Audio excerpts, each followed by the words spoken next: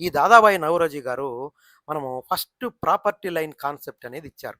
ఇంత అభివృద్ధి అనేదంతా కూడా ఎందుకండి? పేదరికంలో నుంచి బయట తీసుకొని రావడానికే గదా! మన అభివృద్ధి ఫలాలు మన దగ్గరుండే రిసోర్సెస్ పేదవాళ్ళకి పట్టెడు అన్నం పెట్టడానికే గదా! ఈ పావర్టీ లైన్ అనేది poverty in an British rule. మనం బ్రిటిష్ కాలంలోనే ఈయన దాదాబాయి నౌరోజీ గారు ఈ పావర్టీ గురించి మాట్లాడారు. ఆయన జైల్ కాస్ట్ ఆఫ్ లివింగ్ అని ఆయన వాడాడనమాట. అప్పుడు జైల్‌లో వేసిన వ్యక్తికి ఒక జైల్‌లో వేసిన వ్యక్తికి 3 పూట్ల అన్నం పెట్టేదానికి ఎంత ఖర్చవుతుందో, ఆ కాన్సెప్ట్ నుంచి తీసుకొని కనీసం అంత ఆదాయం కూడా లేకుండా ఇప్పుడు ఈరోజు మనం జైల్‌లో ఎవరైనా వ్యక్తిని వేస్తే ప్రభుత్వం రూ. 100 ఖర్చు పెడుతుందనుకోండి.